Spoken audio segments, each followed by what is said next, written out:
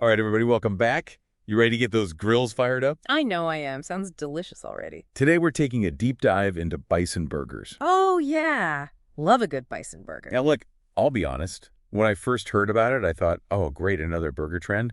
But then I saw this recipe and podcast episode over at Fork and Fry, and it totally changed my mind. Well, yeah, I mean, it's more than just a trend, to be honest. Bison meat has some serious advantages over traditional beef. Yeah, I mean, that's what really got me. It's like way healthier, right? Right. So it's leaner, which means fewer calories and less fat. Yeah.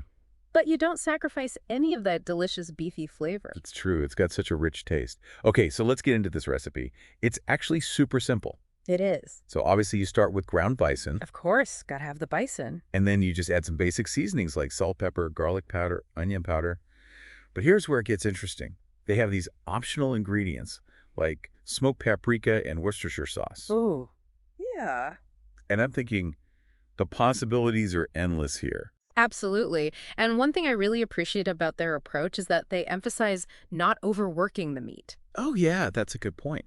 You see, when you mix ground meat too much, the proteins bind together too tightly, Ow, and that creates a dense, almost rubbery texture. that makes total sense. Yeah, you want to keep it light. Just mix it gently. Helps keep those burgers nice and tender. I'm so guilty of over-mixing my burger. I think we all are. No wonder they sometimes turn out a little tough. All right, so speaking of cooking, what's the best way to cook these bison burgers? Well, grilling is great if you want that smoky flavor, Oh, for sure. but a skillet works perfectly too. The real key here, and Fork and Fry really stresses this, is using a meat thermometer. Yes, no more guessing games. Exactly. Takes all the guesswork out. So what temperature are we shooting for? So they recommend 145 degrees Fahrenheit for medium rare. Okay. That'll give you a nice juicy center. No.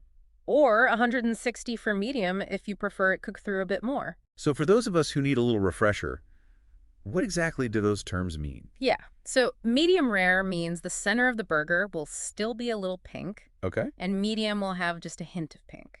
Got it. So we all know the burger's not complete without toppings. The best part. Right. What are we thinking?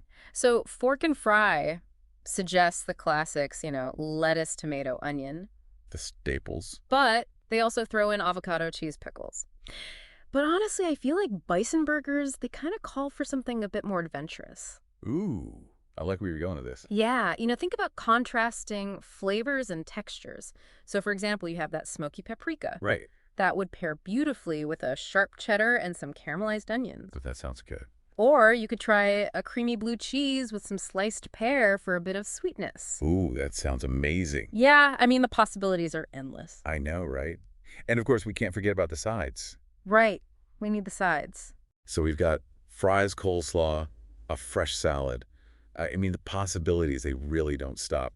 But you know what's really cool to me is that bison burgers are kind of a gateway to thinking differently about our food choices. I totally agree. I mean, bison meat is not only healthier, but it's also more sustainable than beef. That's a good point.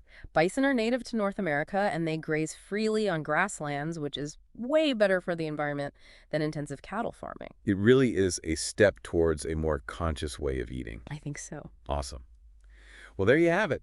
That was our deep dive into the world of bison burgers. A simple recipe with so much potential for flavor and creativity. And health benefits. That too. Don't forget to check out the full recipe at www.forkandfry.com. Yeah, and tell them we sent you. And let us know what you think. Head over to our social media pages and let us know your favorite bison burger toppings or any creative twists you've tried on the recipe. We love hearing from you guys. Thanks for joining us. Until next time, happy cooking. Bye. Bye.